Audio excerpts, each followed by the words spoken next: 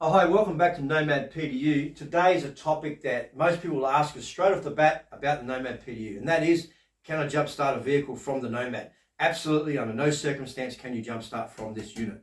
However, if you get into trouble and you're out in the bush and your crank battery is dead flat, what can you do with the Nomad?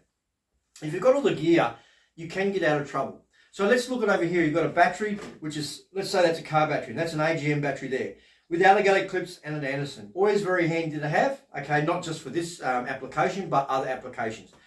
We've got the Nomad here, and I've got a couple of lights plugged into this, so that's why there's an amp showing. But you've got an AC-DC charger, which is always good to carry with you. Not only does the AC-DC charger charge a unit from 240, but it also allows you to restart the unit should you do a dead short or overload and things like that, if you have to reset the unit. So it comes with an 8 amp AC-DC charger, which requires 240 to make it work. So that's your AC-DC charger.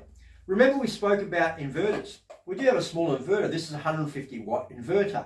A 150 watt inverter, the AC-DC charger for the Nomad draws 109 watt. So there's no problem running that. It runs at about 70%.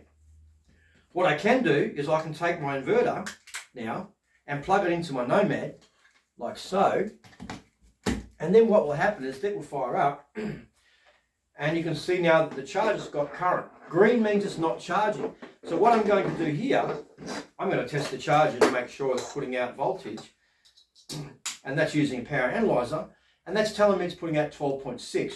You've got to remember that an AGM battery in a vehicle needs about 13 plus volt for the thing to crank. However, it's going to be better to have at least 12.6 volt, and then you're able to roll start the car because you've got a decent amount of current in the battery. So now that I've got that running, and that's an 8 amp charger, I can plug this into this one here, and now you'll see that it's going to charge. And you'll probably see on the screen there that's pulling a couple of amp. I know that this battery, I've already had it reasonably full. So it's not going to always run at 8 amp, but you can see what will happen is that the light will go red, and it'll go red and green. That's if it's close to full. It's red at the moment, which means it's charging, but it's going green. That means that this battery is over 12.6 volts. So this one's nearly full. But that gives you the concept of how to charge your battery from the Nomad. Under no circumstance do you ever run that directly to a battery, okay? Because you're going to damage that and the battery. So you need to have some sort of a charger between that and that, or you may even choose to have a voltage stabilizer. So you could use one of those step-ups that we spoke about before that looks like this. It says between 9 and 36 volt in, and it'll put 12.6 out. So what you're doing is taking the voltage from here and you're regulating it, and you can put it over there at 12.6. With the new Prismatic, they're a 14.6 volt charger. So what happens is you'll be able to get one of these AGMs right up to where it needs to crank.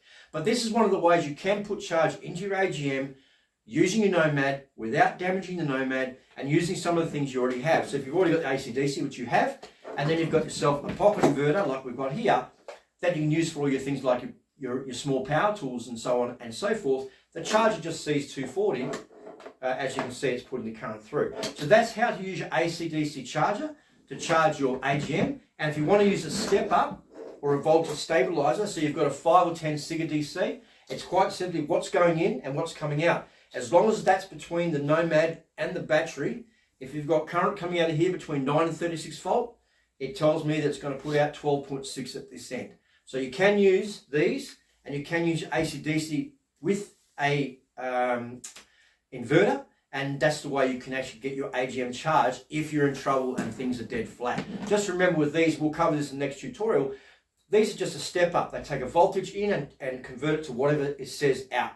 Okay, and you might lose 5 or 10% in the conversion, but that allows you to say quite simply, take your time and say, what am I taking from here is going in there, and converting it to a voltage that's going onto that. And that's why having these things here with Bulldog clips, Anderson plugs, and you've got Wileys with Andersons, they're really handy to have in your kit, because you can get yourself out of trouble if you need be. So that's charging an AGM from the Nomad safely, and not direct connecting it from the Nomad to an AGM, and don't direct connect that to a car, and do not under any circumstance treat this as a jump pack. It does not jump start your vehicle at all. So if you do it the way I've shown you there, you sit there for a couple of hours and you charge it at 8 amp, it'll get some current into your AGM, and it's going to at least give you a chance to be able to get out of trouble if you need be. So again, that's the question. Jump starting a vehicle from a Nomad, under no circumstance do it. You can only do it the way I've shown you then.